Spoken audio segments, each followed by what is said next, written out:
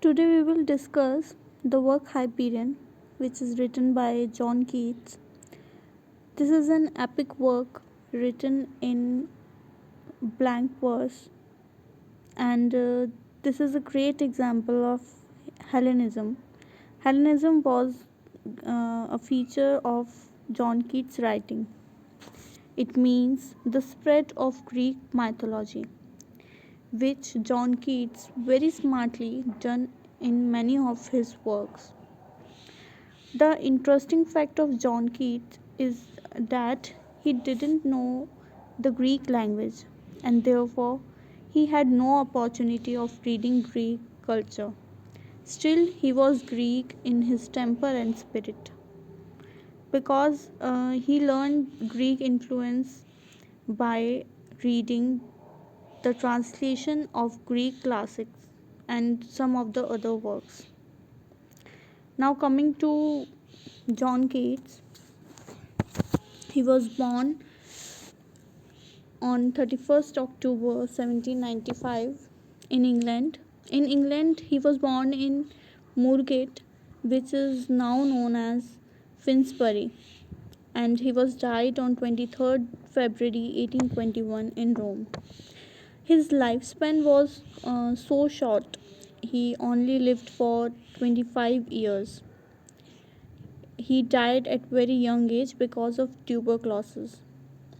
As he was a poet of second romantic generation, and coming to his life, he was born in lower middle class family, and he he was eldest of four surviving children. His younger siblings were George, Thomas, and Frances Mary. In 1803, he began his studies at a small school in Enfield, England. He started writing his poetry in 1817. In 1817, he wrote many poems, and then in 1818 he wrote his famous works.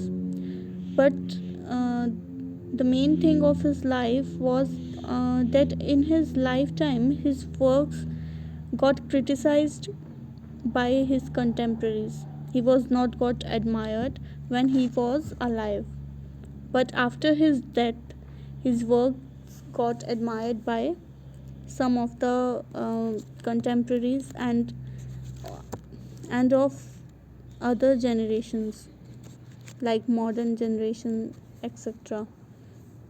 Now coming to his literary background, he was basically known for his sensuousness and Hellenism, and he was influenced by Edmund Spenser, Leigh Hunt, John Milton, and William Hazlitt.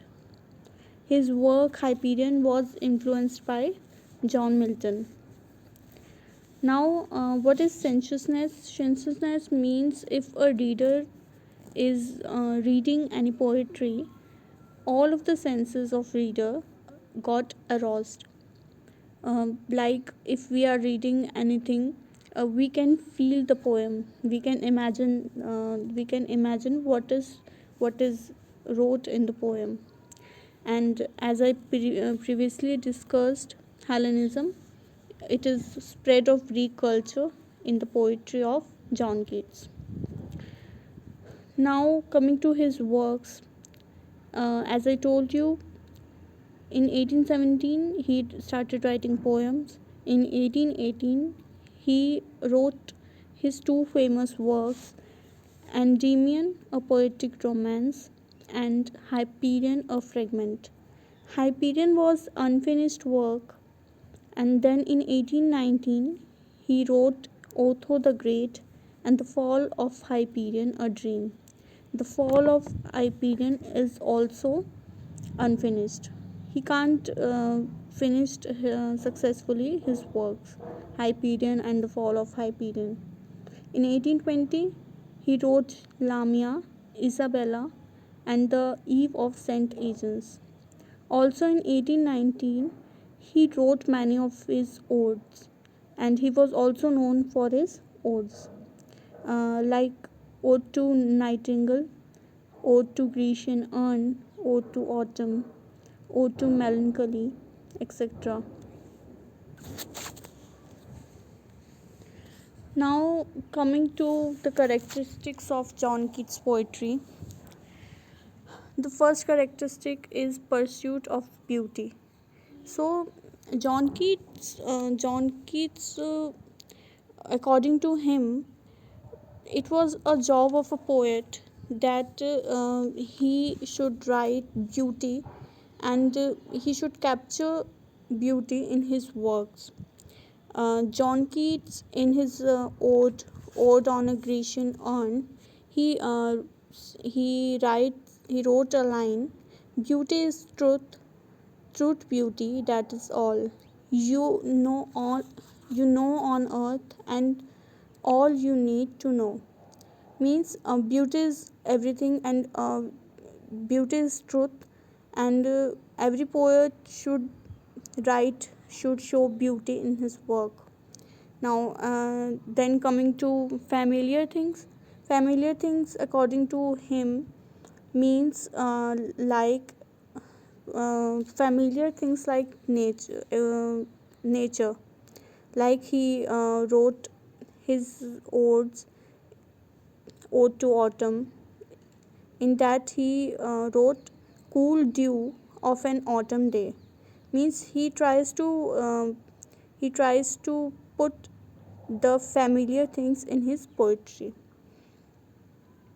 Then we can also say the mountains, the sunset, the bird. These familiar things, this natural uh, creatures, he adds them in his poetry.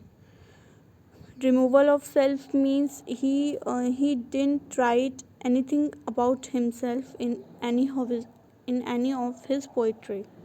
And Odell Hyman means you can as I told you before, he write many of the odes in 1819. He was known for these odes.